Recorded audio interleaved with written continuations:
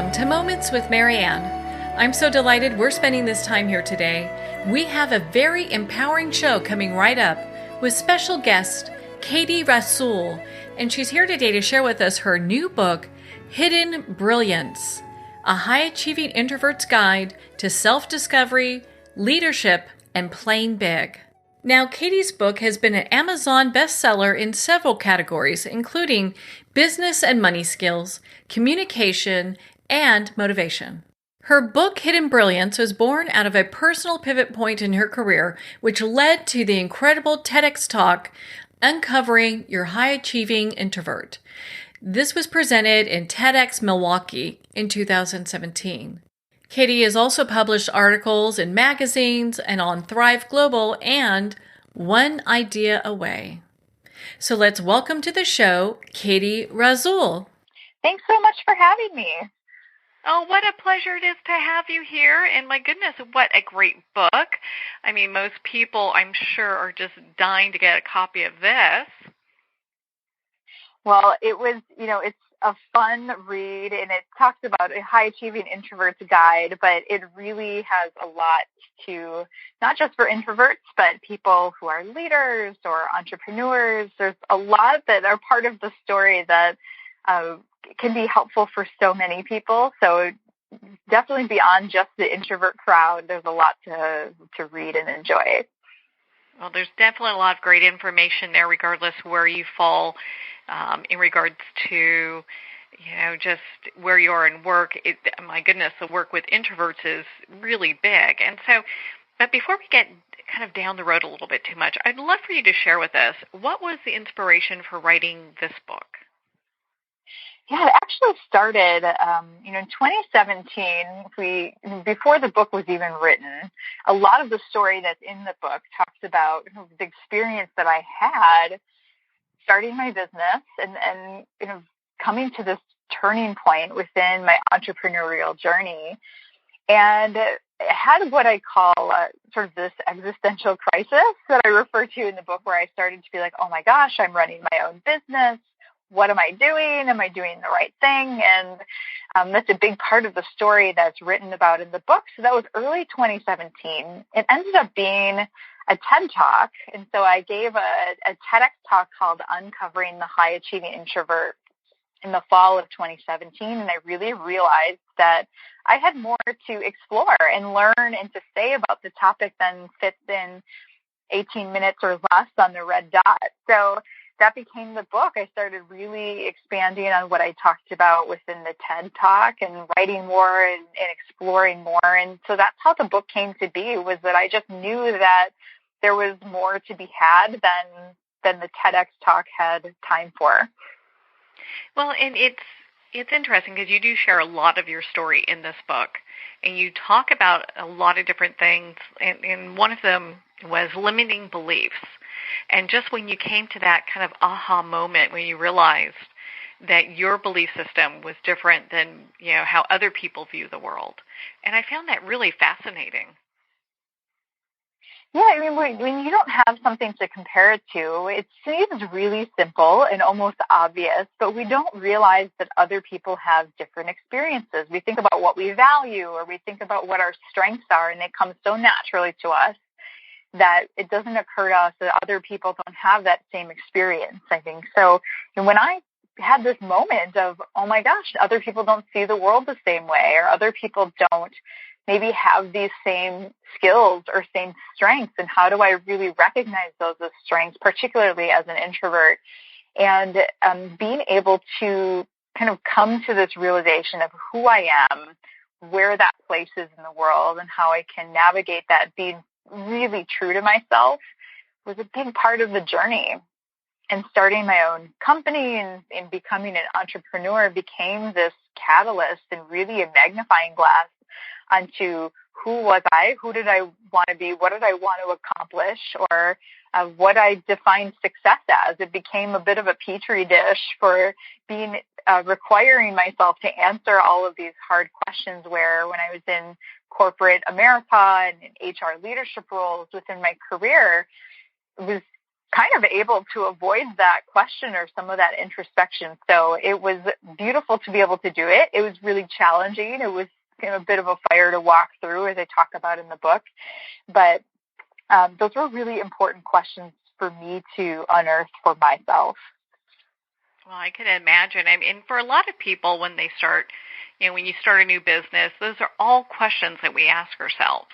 It's like, what is success to me? What levels am I pushing myself to, and what does that mean? And in your book, you do talk about, you had these rising expectations, and no one was there to tell you that you had done good enough, which, just means awesome. Yeah, and I was someone who lived my entire life just really with this achievement mentality, and no one ever put that on me. It was something really internally driven, and I went and got kind of the good job and got promoted, and I always defined success by this continued achievement and striving for more. And when I was finally on my own and I was having this moment of this existential crisis, when it was sort of the tipping point for me, I wrote down, on a Post-it note, what is this that I'm feeling and experiencing? And on the note I wrote, I have these rising expectations for greatness are really crushing me. And I'm feeling crushed by that because I don't have anyone holding me back anymore. So it was very clear to me, it was sort of this double meaning that if I fail, it is entirely on me. I don't have anyone else holding me back anymore. It would be my own fault at this point, which is its own amount of pressure. But I used to have a company that I worked for and had those objectives and had a boss that would tell me what those objectives were, where I needed to go, or would say, hey, great job, Katie. And then I would know it was like, okay, good enough. I can stop working on that. And when it was just me, I just kept making things better, kept hustling, kept working harder, and worked myself to a point of like, this is nuts. When I have to be able to know when to tell myself that, yep, that was successful, that was good enough, I hit my threshold of excellence, and I'm good. And I think that defining success for me was one of the most critical questions to be able to answer, and saying, how do I define success in the world that I'm in now, in the job and as an entrepreneur? How do I truly define success instead of it being the definition that I adopted from society of always needing to achieve or to do more? Well, and isn't that the truth? I mean, because it is kind of tough to know, okay, how much is good enough? And if you don't have someone kind of weighing in, or you have that inner guidance that's saying, you know what, this is what I'm worth, I'm doing a great job, it's really tough to know where that starts and where that ends. It really is. And I think that being able to tap in and listen to myself and be really grounded in who I am and what my goals are, that's been so valuable, because otherwise it's really easy to get off track and kind of be knocked off of center. And just knowing what was important to me, when I really answered what is my definition of success, it became that I'm creating something that alters the course of the world for the better. But before, it was just sort of like, get the next job, get more money, get this promotion, or whatever that looked like. And now this new definition became, wow, that's actually much more scary than the first one. Who do I need to be in order to create something that alters the course of the world and puts a lot of my work in perspective? I'd even go to my calendar and be able to say, like, why am I doing this? This is just kind of stuff, none of it that adds to the bigger goal. And it really allowed me to adjust my priorities and focus on the right things that matched the definition of creating something that alters the course of the world for the better. So if it didn't meet that, it needed to go. Well, and that's so important, because when we look at defining, ourselves, your book is really, the subtitle is A High Achieving Introvert's Guide to Self-Discovery, Leadership, and Playing Big. And it touches all of those key points, as we are in business, a lot of times having those self-discovery moments of what do I stand for? What's my purpose? What is it that fulfills me is a question that a lot of people ask themselves.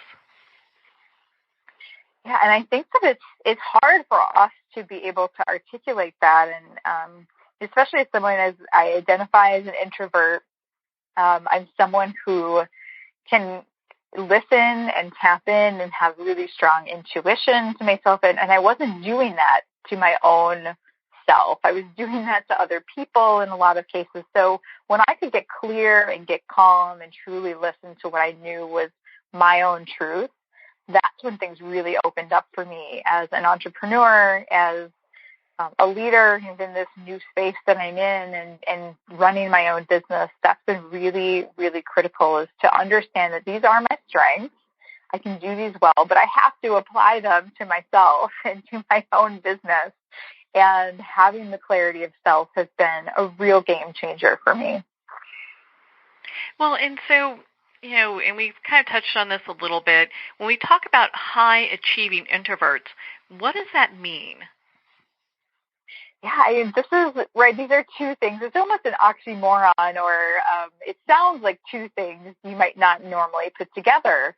And really, when I think about it, is a high achiever, and I always approach that term as a mindset. It's like a way of living. There's sort of this drive to achieve, to do more. It doesn't necessarily mean that you scored, perfect score on your SATs, whatever. It's more of a way of living in a mindset. And now as an introvert, sometimes we get a little bit confused on what that means. But really, as an introvert, it means how you kind of receive or use energy. So I gain energy by being alone and having self-reflection time.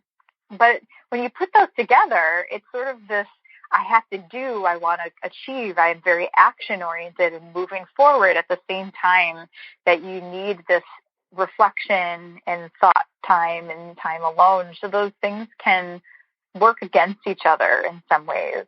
And what I do in the book is I'm explaining really what that is like how do we help people who have big dreams but can be really overwhelming as an introvert? How do we start to accomplish all of these things that we have as high achievers, but also recognize where we need to receive energy or build space into our lives that really recognize that introvert side of us? And so it helps define it in the book of what that term might actually mean, but also helps with here's some activities or here's some perspectives to take forward, that there are a lot of really driven people who are also introverts, and how do we use these ways of defining success and knowing what our strengths and our values are to be able to move forward in a way that feels really authentic to us and still accomplish all of the big things we want to accomplish. Well, and, kind of dovetailing with that, do you think introverts are often misunderstood in leadership roles? Definitely. I think, that's one of the areas I focus on the most, and why this high-achieving introvert came to be. I would read, books, or I'd read blog articles about introverts, and every time I would get to the career section, it would be some sort of low-level advice around how to speak up in a meeting. And at the time, when I really came to terms and understanding I was an introvert, I was the vice president of HR for a very large company. So I was like, we're beyond that. I got goals. I got dreams here. I'm in a big leadership role.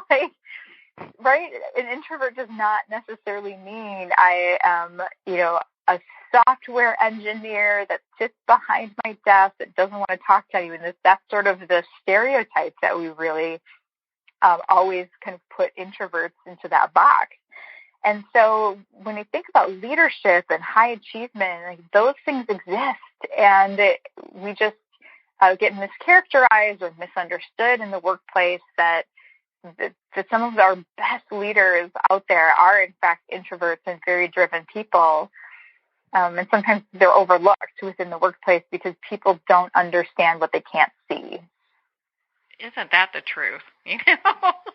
You look at that, and it's, introverts are so busy thinking and analyzing and really kind of processing things. Just because they're not verbalizing it doesn't mean that there's nothing happening. Yeah, in fact, there's so much happening. Sometimes I talk about, sometimes we have those inner dialogues, and introverts have very rich inner dialogues. I even write about it in the book as the board of directors, as I call it, is sort of the collection of thought processes and voices that are competing within my inner dialogue. And it's a different way of looking things and understanding, and how introverts in particular, but really can bring their leadership to the table, can represent themselves well. There's so much that we undervalue or misunderstand within the workplace a lot. And I think that I have certainly worked for some wonderful leaders who understood that and saw where my strengths were and potential. And then I've been in situations where it didn't. Like, just because I didn't speak up in the meeting, people thought maybe I didn't have something to offer, and that's just simply not the case. Oh, that's usually so far from the truth, it's not even funny. And it's interesting, just the perception. Well, and, when we talk about that inner dialogue and what's going on, a lot of times there's this huge sense of overwhelm. Not just introverts, but people in general feel in regards to this really high bar of expectations that they're supposed to, and do air quotes here, meet. So how can they go about letting go of some of this overwhelm and some of these expectations? Yeah, I think, whatever way works for us to help sort through that. And, it's like anything, there's just so much noise around us and so much coming at us. So we have to really discern what to take and keep and what to let go of. And, when I think of how we let go of some of that overwhelm, it's being clear on what is important to us, and then sticking the course, like staying the course on these are the things that are most critical. And then the rest of this I need to let go. One of the things that I've done that has worked so beautifully, as an introvert, sometimes we process all that internally, where maybe an extrovert might generally process that by talking through it. And that's an easier way to release and say, oh, I talked through it, and as I'm talking through it, I'm going to do this and this, and now the problem is solved. Where if we keep it inside, it's really hard as introverts to let go of some of those things. Something that's worked so well for me is what I call like the slash and burn. And so anytime I start to feel really overwhelmed and say, wow, I have so much to do, I look at that and I'm like, okay, how true is that? And I look at my calendar, I look at my to-do list and all the things that I can feel I'm holding on to, and just cross stuff off. So I look at my list and go, okay, I don't need to do that. I can delegate that. This just doesn't need to be done by anyone. It's gone. It's in the trash. I don't need to go to that event. And I instantly feel the relief of that and saying, okay, actively let go of some of the things that I really didn't need to hold on to. And so it's so freeing. Be like, I didn't need to go to that networking breakfast I signed up for and eat bad eggs and like hand out business cards. I don't need to do that this week. It's gone. Great. Like 3 hours saved from my day.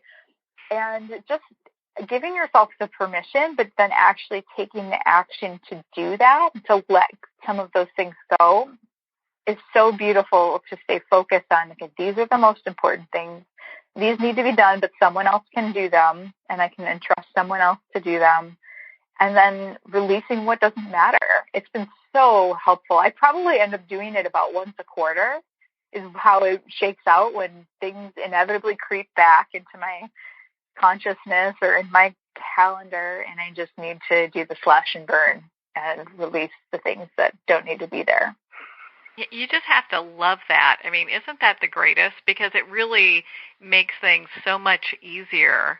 Because a lot of times it's easy to go, ooh, I got all this stuff I got to do, and get into this kind of frenzied panic, Yeah, and my husband is one of the best mirrors that I have. And I'm like, I have so much to do. He's like, what is it? What do you have to do? And I'm like, I don't know.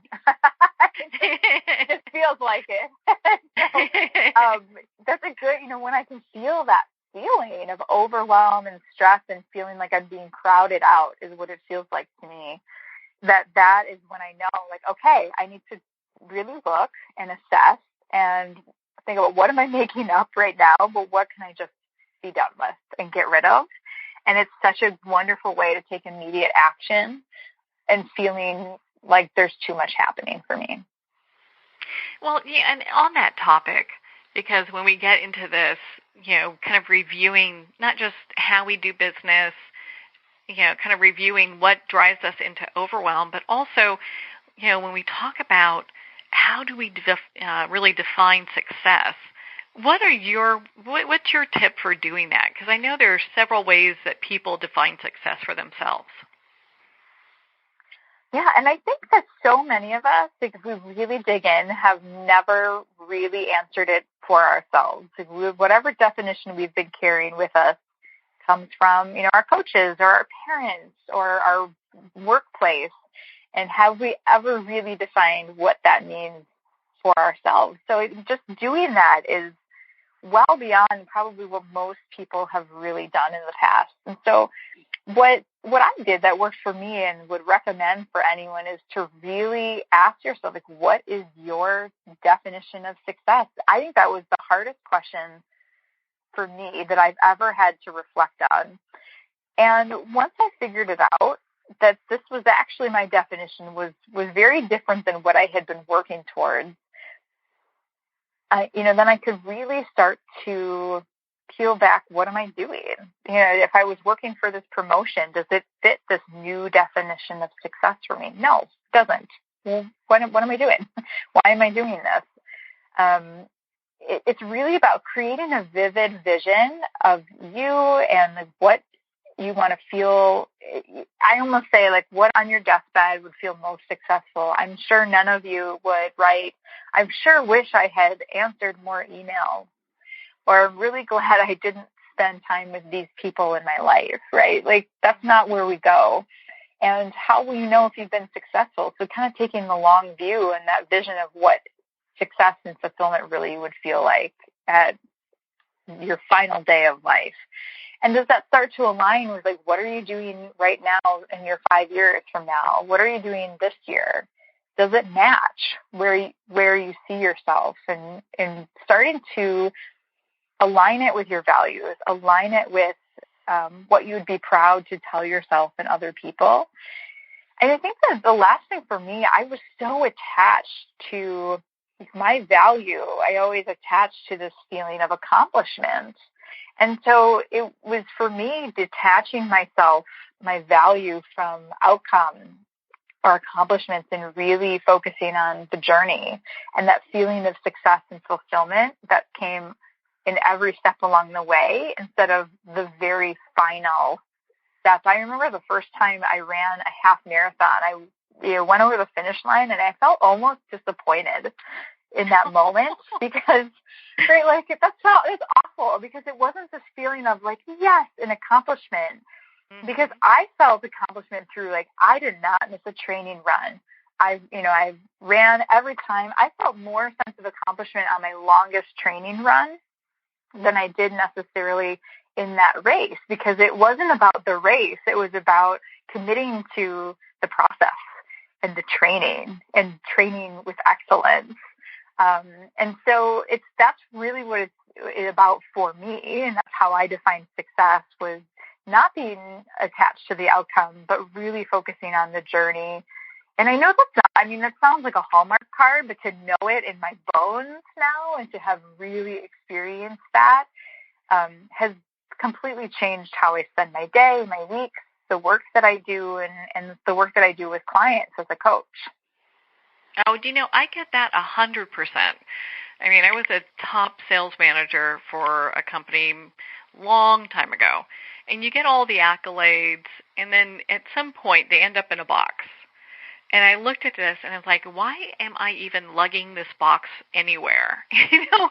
It's like, because my success isn't determined by these trophies. It's not even, you can't quantify it that way. And I think when we look at success as a personal fulfillment, the accolades just don't mean anything. I mean, they're nice, but they don't really mean anything. It's so true. And if let's say you were aiming for that promotion and you get the promotion, and that sense of accomplishment is really fleeting. It doesn't last very long, right? But if the whole process to get there was painful and was not fun, and you were stressed and you were worried about what might happen, then like all you've got left is that fleeting moment when you arrive, or quote unquote arrive. And then that's when we start to realize, like, what are we doing this for? But if you enjoyed the time and enjoyed the journey, arriving there is just sort of a nice finish to what was a really awesome path that you took along the way, and a really lovely trip that you took. I think about, like, you take a vacation and you go and you sightsee and you enjoy all of that. Like, when you get home, you don't feel this sense of accomplishment. You just enjoyed the trip. And that's really been a shift for me. It seems so obvious, and, like every quote I've ever seen is sort of like, enjoy the ride, but I didn't ever really internalize that until I could figure out how to let go of some of the beliefs, the limiting beliefs, the things that were blocking me from truly understanding and living that. With all the things that you've gone through, what do you think the biggest lesson for you has been? I think the biggest turning point for me and the biggest lesson has really been about enjoying the ride. And the biggest piece of that has been around being present in, like, the moment and enjoying the moment I am in right now, instead of always being either searching for what's next or always being worried about what's next. So I constantly lived in this fear of what if, and fear of what might happen. Like, if it was at work, it was always this fear of, what if I get found out? Like, this imposter syndrome. They're going to find out I'm not as good at my job as they think I am, or that I'm a total hoax. Even in parenting, I'd be like, well, what if I don't want my son to get hurt, so I want to just hover around him? What if he gets hurt? What if he breaks his arm? And being able to let go of that and stay present in the moment and just be, like, wonderfully happy with what I'm doing right now, instead of always achieving, always reaching. I still am going to do that. Like, I am who I am, but I can do it in a way that now feels really free and much, much lighter. And so that's been the biggest change for me, and the biggest aha in my life. It's been life-altering, really, in every sense of the word. Isn't that great? Because when you can come from a place where you feel more confident about who you are, I mean, everything shifts in business. And, when we talk about shift, you also have ways that people can use as, visual activities to create the life that they want.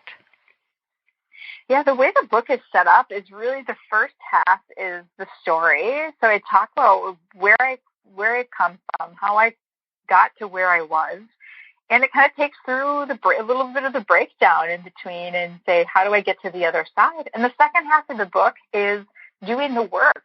So I give to you literally every activity of how I worked through from point A to point B, so that you can recreate it within your own experience, and hopefully see some of these activities that can be really meaningful for you to redefine what success means, to start to listen to yourself and be aligned with your values.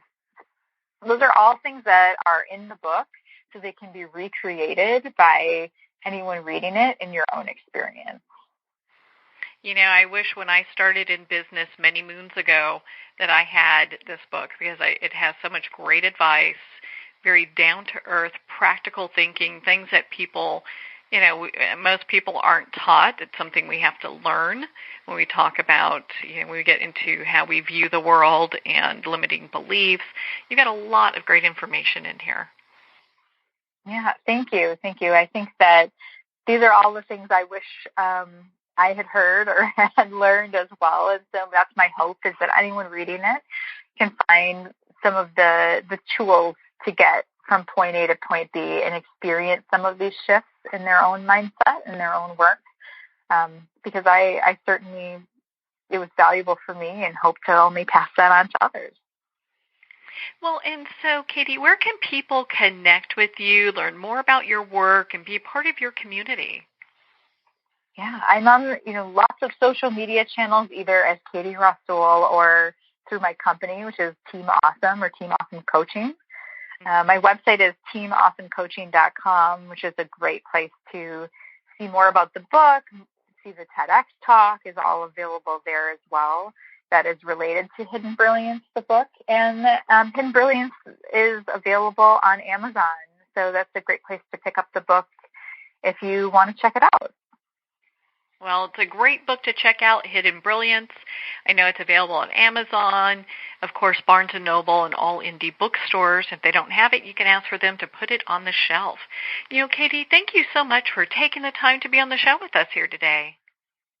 This was a great conversation, Marianne. Thanks for having me. Well, thank you so much, Katie. It's been such a pleasure to spend this time with you, and of course, to talk about your new book, Hidden Brilliance.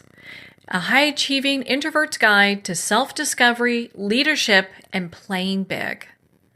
Again, if you'd like to connect with Katie, you can at her website, teamawesomecoaching.com. Well, we're at the end of our time today. I would like to thank everyone for tuning in. You're listening to Moments with Marianne. And remember, make every moment count.